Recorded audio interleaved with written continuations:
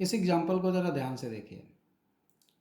लिखा हुआ है 10 फेयर कॉइन्स आर टॉस्ड। ठीक है, find the probability of getting 3 head. ये क्वेश्चन हालांकि अभी हमको लेना नहीं चाहिए था।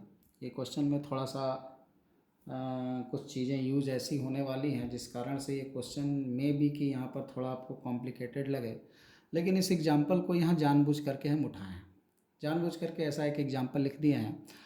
इसको लिखने से एक फ़ायदा ये होगा कि आपको शायद ये पता चल जाएगा कि नहीं, ऐसे क्वेश्चंस को करने के लिए हमें पीएनसी की ज़रूरत पड़ेगी। तो जो लोग 12th में इसको देख रहे हैं वो लोग थोड़ा सा पीएनसी भी इसको पढ़ने से पहले रिवाइज कर लेंगे। सभी चीज़ें अगर प्लेन तरीके से समझ में आती चली जाएंगी, पता चला प्रोबेबिलिटी हम भी समझाने के चक्कर में ख़त्म कर दें कि सबको समझ में आए, और एक्चुअल में जो ज़रूरत है हमारी जिस चीज़ की वो यहाँ पर पता ही ना चले। तो इसलिए जानबूझ करके हमने लिखा कि आप थोड़ा सा पीएनसी जरूर रिवाइज कर लें इस चैप्टर को पढ़ने से पहले। अब इस क्वेश्चन को देखो, जो लोग बिना परमुटेशन कॉम्बिनेशन रिवाइज किए इसको कर रहे होंगे उनको जब हम ये बताएंगे तो ज़रूरत समझ में आएगा कि वो वहाँ की चीज़ यहाँ पे आवश्यकता पड़ रही है। और जो लोग बिना पीएनसी पढ़े इसको कर रहे होंगे, कभी पढ़े ही नहीं है पीएनसी, तब तो शायद ये समझ में ना आए क्वेश्चन। ठीक है, तो थोड़ा सा इसको ध्यान से समझने की कोशिश करो क्वेश्चन में कह क्या रहा है। 10 कॉइन को टॉस करना है। 10 कॉइन को टॉस करना है तो ज़रा बताओ एनएस कितना हो जाएगा। हमारा एक्सपेरिमेंट क्या है, 10 कॉइन टॉस करना, और प्रोबेबिलिटी निकालनी है 3 हेड आने की। तो हमारा इवेंट जो है वो 3 हेड आने का है, और प्रोबेबिलिटी सैंपल स्पेस हमारा है 10 कॉइन को टॉस करने का टोटल आउटकम। 10 कॉइन को अगर टॉस करेंगे तो क्या टोटल आउटकम आएगा, उसकी संख्या कितनी होगी। तो एक बार एक्सपेरिमेंट में 2 आउटकम आते हैं, हेड या टेल। और एक्सपेरिमेंट कितनी बार कर रहे हैं, 10 बार। हमने अभी बताया था कि एक बार किए गए एक्सपेरिमेंट की संख्या, एक बार किए गए एक्सपेरिमेंट के आउटपुट की संख्या to the power number of experiment. हमने शुरू में आपको सैंपल ऑफ स्पेस की संख्या कैसे निकालते हैं बताया था कि total outcome in one experiment to the power number of experiment. कितनी बार एक्सपेरिमेंट किया जा रहा है, तो 10 बार एक्सपेरिमेंट किया जा रहा है तो 2 का पावर 10 हो जाएगा। और एक बार कॉइन टॉस करने पर 2 ही आउटकम आते हैं, हेड या टेल। ठीक, तो ये तो अपना एनएस हो गया। प्रोबेबिलिटी निकालनी है अगर, तो हमने क्या देखा था फार्मूला कि प्रोबेबिलिटी में किसी भी इवेंट की प्रोबेबिलिटी अगर निकालनी है तो हमें उस एक्सपेरिमेंट का सैंपल स्पेस चाहिए और उसका इवेंट चाहिए। तो सैंपल स्पेस की संख्या तो आ गई। अब इवेंट की संख्या अगर आ जाए तो क्वेश्चन आसान हो जाएगा। इवेंट की संख्या को सैंपल स्पेस की संख्या से डिवाइड कर देंगे। ठीक, अब इवेंट की बात करते हैं। तो 10 कॉइन टॉस करने का क्या मतलब हुआ, जरा ये लॉजिकली समझने की कोशिश करो। हम यहाँ पे 10 कॉइन टॉस करने के कंडीशन को लिख नहीं सकते। 2 कॉइन टॉस किया था, याद है, हेड हेड हेड टेल। जैसे मान लो कि 2 कॉइन टॉस किया था, ऐसे समझो थोड़ा सा। अभी हम लोग इस क्वेश्चन से हट के थोड़ी सी बात करते हैं। 2 कॉइन टॉस करते थे तो क्या आता था, तो आता था head head, head tail, tail head और टेल टेल। 3 कॉइन इसी तरह से टॉस करेंगे। 3 कॉइन अगर टॉस करेंगे तो क्या आएगा, तब हम लिखेंगे head head head, head head tail, head tail head, tail head head. ठीक है, tail tail tail, tail tail head, tail head tail और हेड टेल टेल। आना कितना चाहिए, 8। देखो 8 आया ये, क्योंकि एक बार कॉइन टॉस करोगे तो 2 आउटकम आ सकता है, हेड या टेल, और 3 बार एक्सपेरिमेंट किया तो 2 का पावर 3 8 आ गया। अब यहाँ पर हुआ क्या है, जरा ध्यान से देखो यहाँ पर हुआ क्या है। अब अगर मान लो तुमसे इसी पर्टिकुलर क्वेश्चन में बोल देता, इस पर्टिकुलर क्वेश्चन में अगर तुमसे बोल देता कि 2 हेड आने की प्रोबेबिलिटी क्या होगी। किसकी प्रोबेबिलिटी, 2 हेड आने की प्रोबेबिलिटी। इवेंट यहाँ पर ई है, 2 हेड आने की। क्वेश्चन ये नहीं कर रहे हैं अभी, इस क्वेश्चन को छोड़ो, अभी उसकी बात बाद में करेंगे। 2 हेड आने की प्रोबेबिलिटी क्या होगी, तो टोटल 8 है, टोटल 8 है सैंपल स्पेस। और 2 हेड कहाँ कहाँ आए हुए हैं, यहाँ यहाँ यहाँ 3 जगह, 1 2 3। तो क्या लिख देंगे, 3/8। ये क्या हो जाएगा, आंसर हो जाएगा। 2 हेड बोल रहा है, कम से कम 2 हेड या अधिक से अधिक 2 हेड नहीं बोल रहा है। क्या बोल रहा है, 2 हेड आने की प्रोबेबिलिटी। तो एग्जैक्टली 2 हेड कहाँ कहाँ पर है, देखो 2 बार हेड इसमें आया है, 2 बार हेड इसमें भी आया है, 2 बार हेड इसमें भी आया है। तो यहाँ तो तुमने सारा इवेंट लिख लिया था, इसलिए देख लिया कि कहाँ कहाँ 2 बार हेड आया। तुम यहाँ पर जब 10 कॉइन टॉस करोगे तो 10 कॉइन टॉस करके क्या तुम ये लिख सकते हो कि क्या क्या आएगा? बोलो। 2 का पावर 10 समझ रहे हो कितनी बड़ी क्वांटिटी है? 2 का पावर 10 1024, 1024। अब हम तुमसे बोले हैं कि 10 कॉइन को टॉस करके जो आउटकम आते हैं उनको लिखो, head head head head head head head head 10 बार, फिर 9 बार हेड, एक बार टेल, और उस 9 बार हेड में भी एक बार जो टेल आ रहा है वो जगह जगह बदल सकता है। एक बार जो पहले शुरू के 9 पे हेड फिर टेल, फिर 8 पे हेड, एक पे टेल फिर हेड, फिर 7 पे हेड फिर टेल और फिर हेड, फिर 6 पे हेड फिर टेल और फिर बाकी 3 पे हेड। समझ रहे हो? तो अब एक टेल भी कई तरीके से आ सकता है। सब पे हेड आ गया एक केस, 9 हेड और एक टेल आए, कितने तरीके से हो सकता है? 9 हेड आए और एक टेल आए, कितने तरीके से हो सकता है सोचो?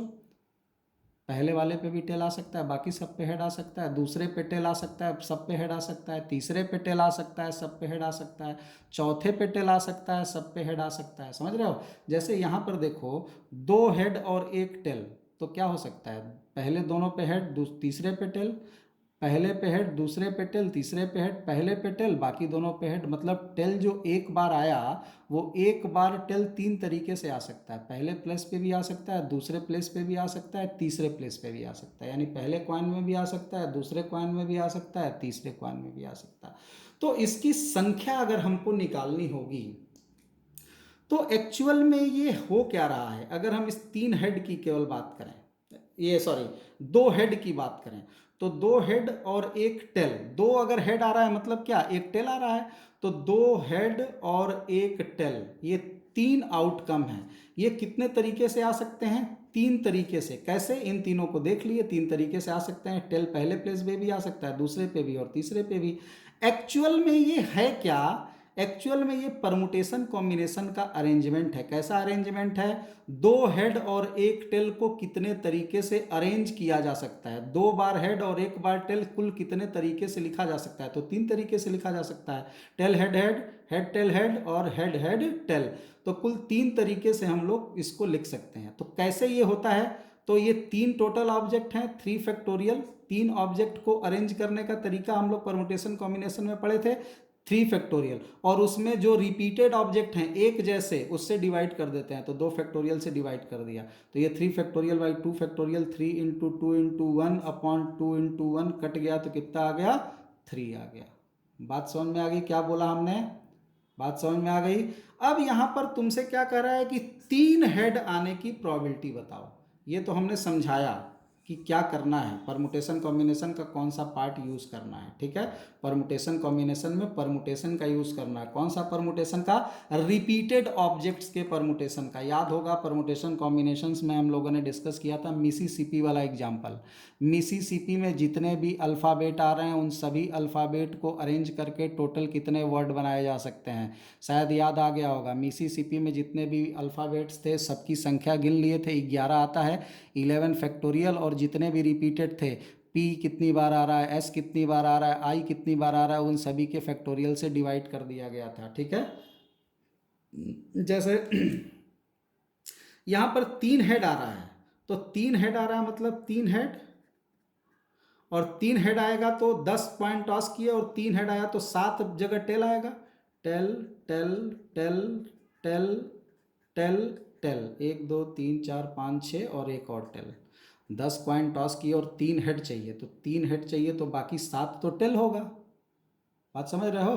तो ये 7 टेल और 3 हेड। अब इस 3 हेड, ये 3 हेड कितने तरीके से आ सकता है? 3 हेड बस इसी तरीके से नहीं आएगा कि पहले दूसरे तीसरे पे हेड आए। हो सकता है पहले पे हेड आए, तीसरे पे हेड आए और आखिरी में हेड आए। हो सकता है कि शुरू के 3 पे हेड आए, सब में टेल आए। हो सकता है सब में टेल आए, आखिरी तीनों पे हेड आ जाए। तो ये कई तरीके से आ सकता है। जैसे यहाँ 2 बार हेड कितने तरीके से आ सकता था?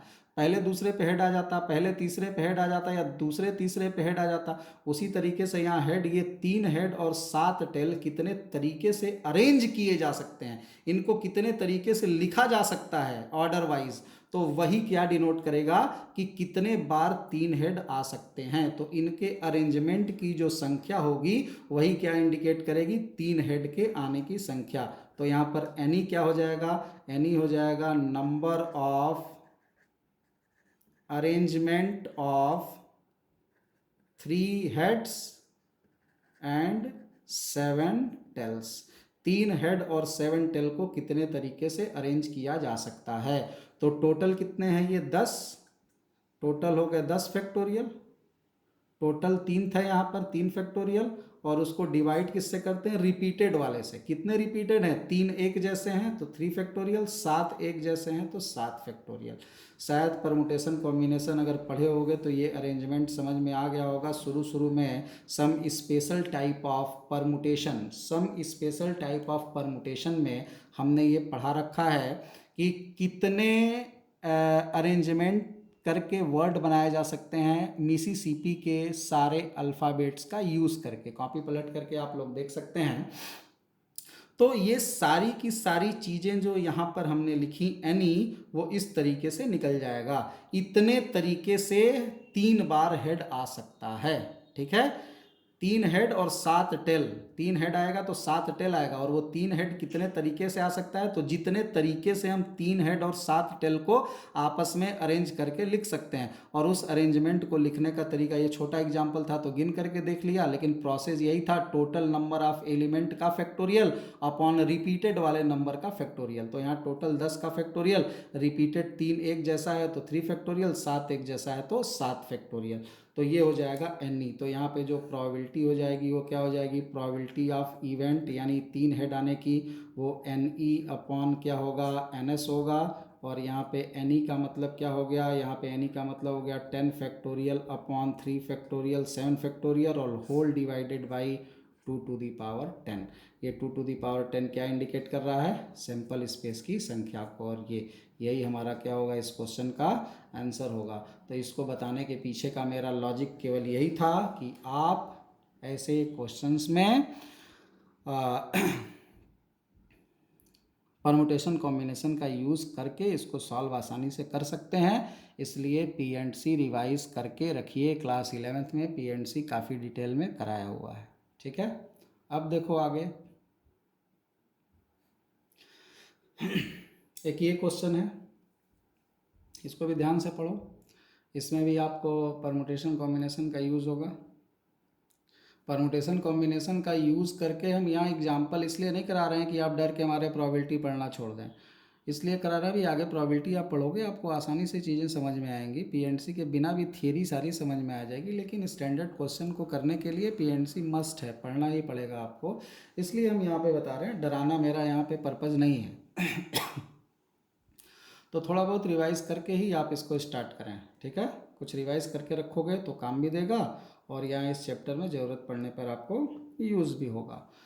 यहाँ पे कह रहा है कि if in a room there are bulb holders, 3 bulb holders. एक रूम है उसमें 3 बल्ब होल्डर्स हैं, ठीक है। बल्ब के 3 होल्डर लगे हुए हैं एक रूम में। अब 3 बल्ब हमको लेना है 20 बल्ब में से। हमारे पास टोटल 20 बल्ब हैं, उसमें से 3 बल्ब हमको एट रैंडम चुनना है, ठीक है, जिसमें 16 बल्ब अच्छे हैं। इस 20 बल्ब में से 16 अच्छे हैं, इसका मतलब 4 फ्यूज बल्ब हैं, खराब बल्ब हैं, डिफेक्टिव हैं। उनको फिट किया होल्डर्स में। प्रोबेबिलिटी बताओ कि रूम में उजाला हो जाए। Find the probability that the room is lighted, ठीक है। ऐसे क्वेश्चंस में फिर से पीएनसी का थोड़ा सा यूज़ करना पड़ेगा।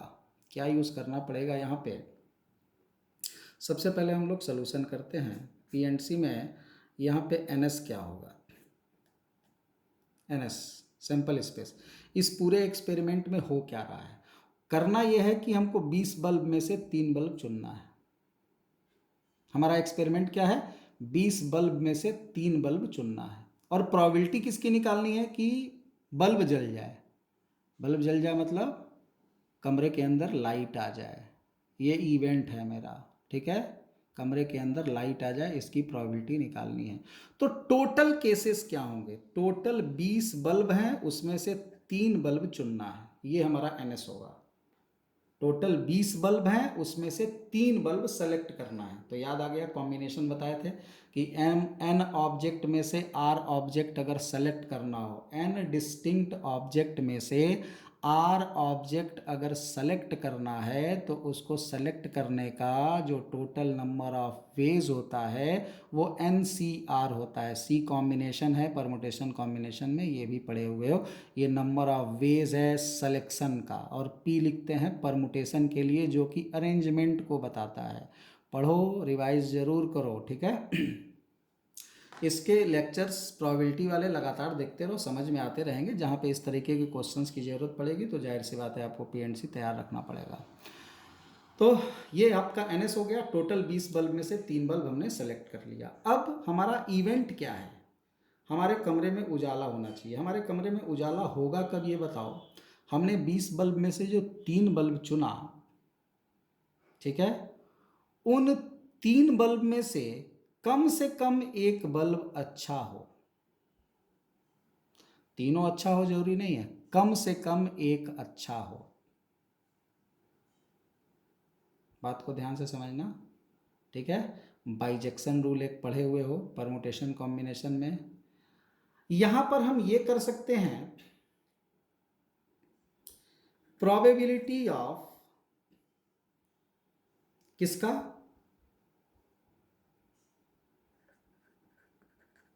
रूम गेट्स लाइट, ये किसके बराबर होगा?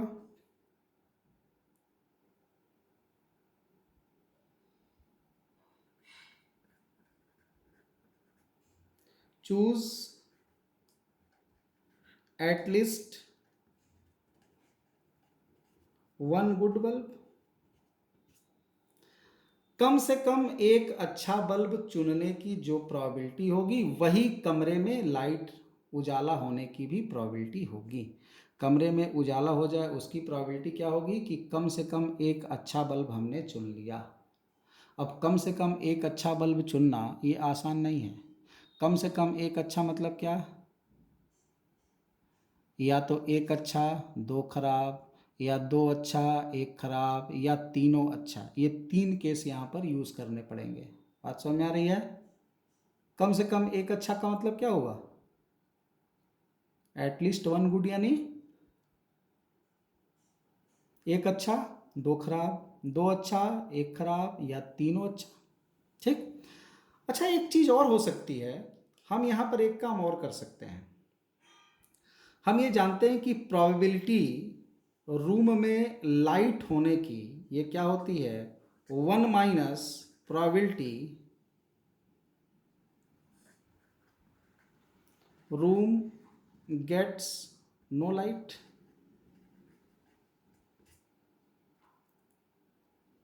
किसी इवेंट के होने की प्रोबेबिलिटी और उसके न होने की प्रोबेबिलिटी का सम 1 होता है, पढ़े हुए हैं हम लोग। तो रूम में लाइट आने की probability is equal to 1 minus room में लाइट ना आने की प्रोबेबिलिटी। अब ये निकालना ज़्यादा आसान है। क्यों? देखो, यहाँ एटलीस्ट वन गुड बल्ब चुनने के लिए तुमको 3 केस बनाने पड़ते। कौन कौन से 3 केस बनाने पड़ते?